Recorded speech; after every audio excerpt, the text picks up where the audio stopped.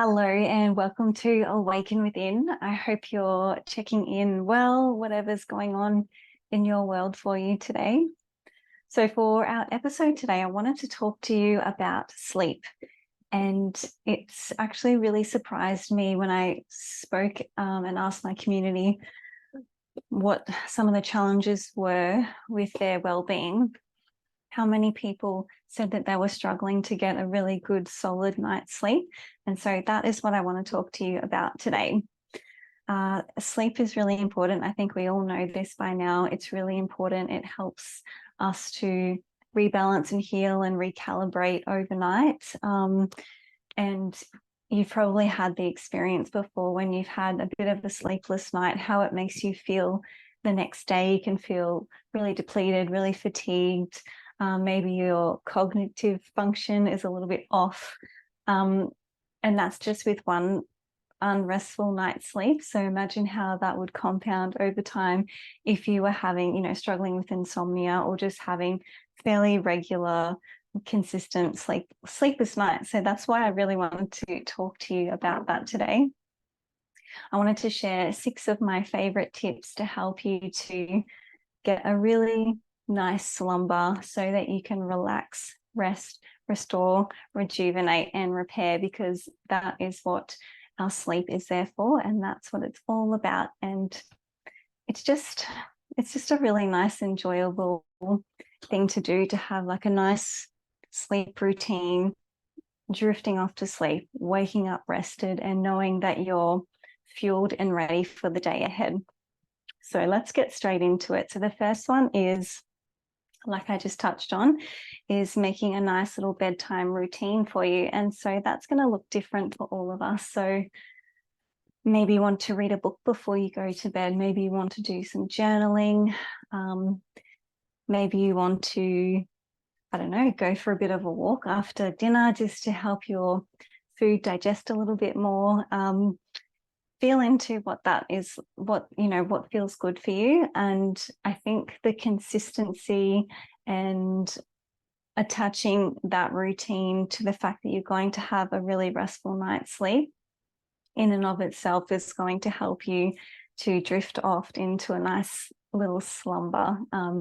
Because I think that, us as humans, we really do thrive on routines and rituals and practices. And so I think this is going to be a really supportive and helpful thing for you, if you don't do so already, to cultivate some sort of before bed ritual or routine to help you slip into a peaceful slumber.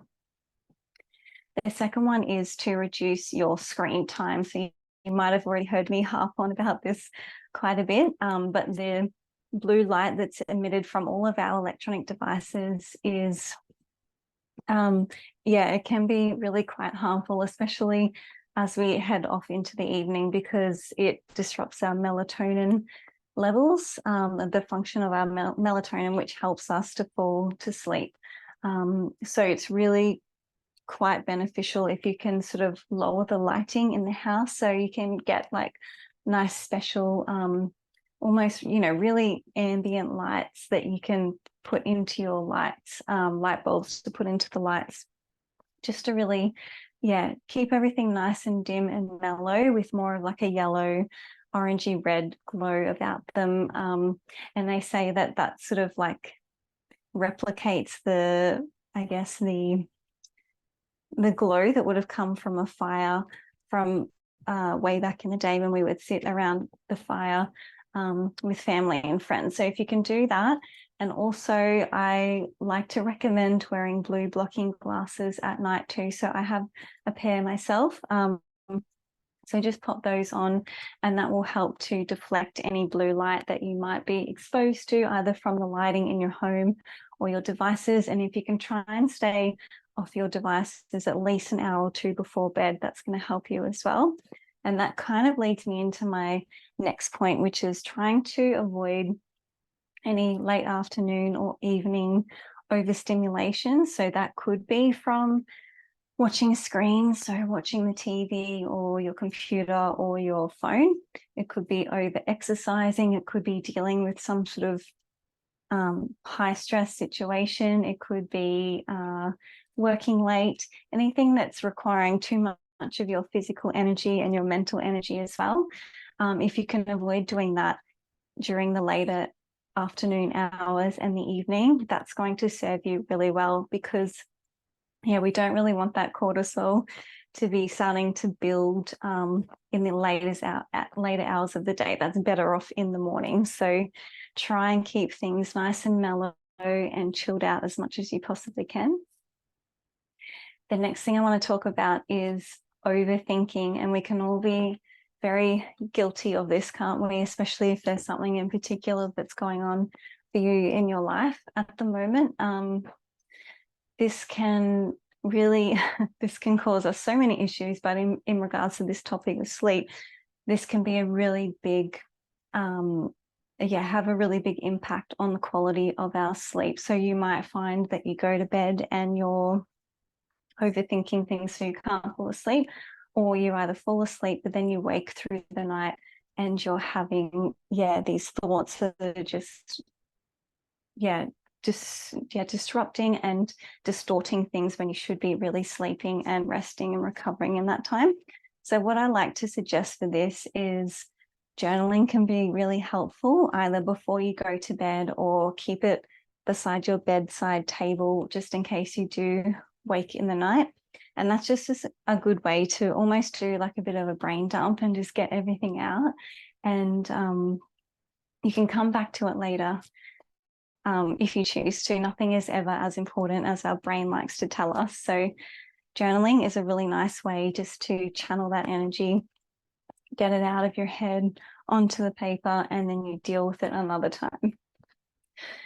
The next one is setting yourself a bedtime. So this can kind of go with the first one that we were talking about, so creating a routine. So if you set yourself a bedtime, it is, we're also different about how many hours of sleep that we need, but if we just go with the classic 8 hours or 7 to 8 hours of sleep a night, so say, for example, if you need to get up at 5 a.m, we really should be in bed by 9 p.m, just so you get that nice big chunk of good quality sleep, so you wake up rested and ready to go for the day ahead.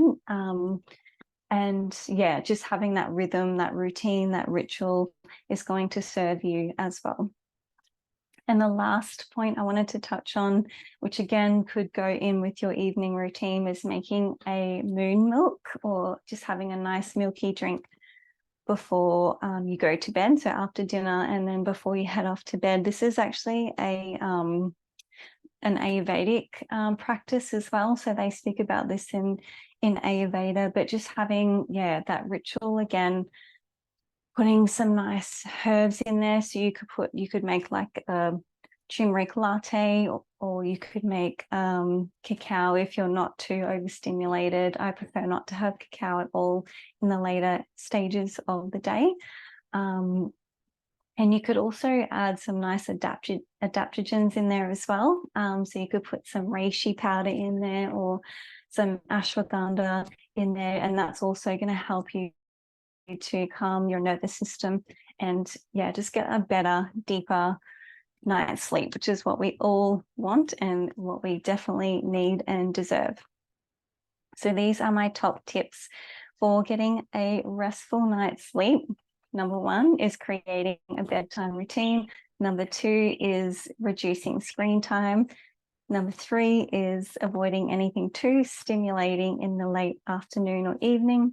Number 4 is to stop our overthinking. Number 5 is setting a bedtime. And number 6 is to make yourself a delicious moon milk. So I hope these practices serve you really well to get a restful night's sleep. Let me know if you're already doing some of these practices, or if you try them out and they really work for you. I'd love to hear your experience with your sleep.